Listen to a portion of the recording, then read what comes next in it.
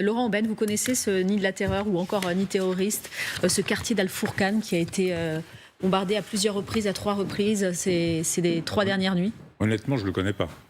Mais j'imagine que c'est un quartier, c'est une maison, c'est un bâtiment, c'est des tunnels en dessous. Il y en a plein. Gaza, et donc ils ont éliminé hier un ministre et un dirigeant politique. Là, le frère de Mohamed Def. Là, il y avait juste, il y a 5 minutes, une info comme quoi, justement, le porte-parole de l'armée disait que on va toucher tout le monde. Je pense qu'il y a eu une défaillance électronique samedi matin, mais le renseignement israélien est vivant. Il fonctionne. Peut-être que les fils ont été enfin reconnectés dans le bon sens. Si vous voulez. Mais je pense que voilà, il y a des choses qu'on ne sait pas, qu'on ne saura jamais. Et voilà, je connais pas le quartier, je connais pas cet endroit particulièrement. Voilà. Alors quand on voit ce qu'il en reste quand même, on se dit qu'une intervention sur le terrain, on y reviendra, militaire, semble c'est la photo là, c'est ça, compliqué. Ouais. Oui. Au vu de la destruction alors de ce quartier, mais d'un certain nombre de quartiers de Gaza. Ça reste toujours la problématique aujourd'hui, c'est-à-dire que fait Israël ? C'est-à-dire que est-ce qu'on investit Gaza et pourquoi faire ? Est-ce qu'on perd 5, 10, 15%, 20% de son armée dans un dédale ? Ou encore une fois, toute la partie logistique, la partie militaire du Hamas n'est pas là où l'on voit, c'est pas en surface, c'est sous terre. Mais on Et sait ça, pas pour aller chercher, ça va être compliqué. On ne sait pas ce qu'il y a en dessous. Ouais. On ne sait pas. On ne sait pas. Il y a quelques années, il y a eu un bombardement. Alors je ne me rappelle plus de l'année, honnêtement. C'était lors d'une opération. Je pense que, et de mémoire, j'étais à Jérusalem et c'était pour toucher Mohamed Def. Ils ont envoyé. Il était repéré dans une maison avec sa femme et 2 de ses enfants. Ils ont évalué pendant. C'est M. Rafovitch qui me l'a raconté. Donc voilà, je vous donne mes sources. Ils ont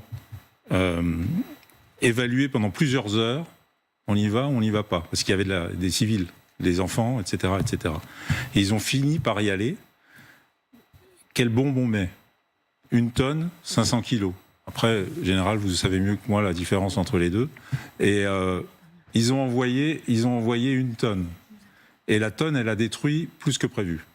Voilà, ils auraient dû envoyer 500 kilos et Def est pas mort, il a été blessé, touché sérieusement, paraît-il. Voilà, il y en a des histoires comme ça. Sa femme et ses enfants. Et sa femme et ses enfants sont morts. Voilà. Alors, on est en direct avec un habitant de la bande de Gaza. Bonjour Ziad Medouk, merci d'être avec nous. Vous êtes professeur de français à Gaza. Il y a une alerte qui nous parvient comme quoi il n'y aurait plus d'électricité du tout à Gaza. La centrale électrique qui a cessé de fonctionner, c'est ça ? Vous êtes dans le noir complet là ? Bonjour, donc voilà, merci pour l'invitation. Donc, situation terrible dans la bande de Gaza. Et comme vous avez dit, d'ici 1 heure, on n'aura pas d'électricité parce que la centrale électrique qui fonctionne avec 25% de sa capacité, parce qu'il était visé par plusieurs bombardements israéliens, fonctionne avec 25%. Depuis samedi, on est passé de 6 heures à 4 heures, hier 2 heures, et ce matin 1 heure, et ce soir, on sera dans le noir. Et donc, par conséquent, il n'y aura pas d'eau, pas de gaz, pas d'Internet, et situation humanitaire très difficile. S'ajoute ça à l'intensification de frappes, plus de 2500 raids israéliens en 4 jours, avec un bilan qui ne cesse de s'alourdir, avec 1100 victimes palestiniennes et 5000.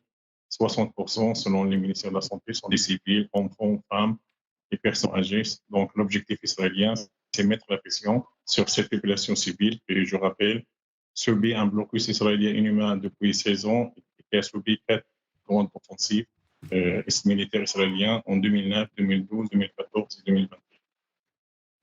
Alors, ce blocus israélien va être renforcé, la situation humanitaire va se dégrader de plus en plus. Un certain nombre d'informations faisaient état également de personnel humanitaire qui avait été touché dans les bombardements et dans les frappes israéliennes. Vous pensez que la population gazaoui peut tenir encore combien de temps ? Écoutez, déjà la bande de Gaza, elle est sous blocus, d'accord ?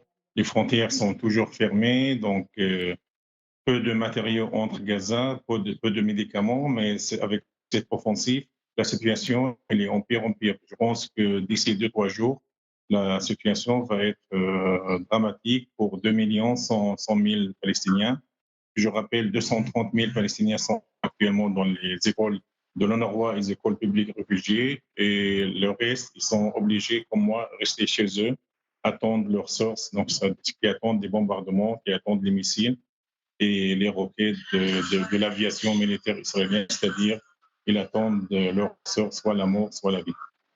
Ziad, vous comptez sur qui, sur quoi on a vu qu'il y avait eu des propositions. L'Allemagne, par exemple, demande au Qatar d'aider justement à pouvoir échapper, à faire ce corridor. On a parlé de l'Égypte aussi dans cette émission. Vous avez des espoirs, des attentes sur qui pourrait vous aider? Nous, on attend une prise de conscience de la part de la communauté internationale. Malheureusement, ni l'instance internationale, ni les organisations de droits de l'homme, ils ont bougé jusqu'à maintenant pour arrêter ni moi les frappes aériennes israéliennes et pour réouvrir les frontières. Les Palestiniens aujourd'hui, ils ont une demande très simple, c'est l'arrêt immédiat parce que les civils ils sont en train de payer les conséquences de cette folie meurtrière de l'occupation, mais surtout ouvrir tous les passages, toutes les frontières pour permettre l'entrée des produits sanitaires, produits alimentaires, parce que la situation est catastrophique sur tous les niveaux. Parce qu'avec le manque de médicaments, le manque de nourriture, d'ici 2-3 jours, si cette situation ne va pas changer, et si la communauté internationale ne va pas intervenir pour mettre la pression sur le gouvernement israélien, la situation va dégénérer. Et je pense qu'on va arriver à une situation dramatique, catastrophique au niveau humanitaire pour les habitants de la bande de Gaza. En quelques mots, vous redoutez l'offensive terrestre israélienne?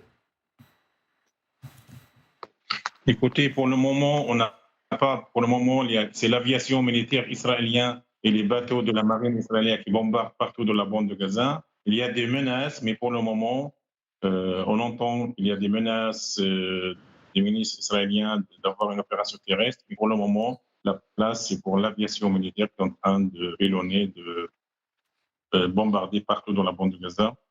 Je pense que si le monde officiel n'intervient pas en urgence, tout est possible avec cette occupation qui continue à mettre la pression sur la population.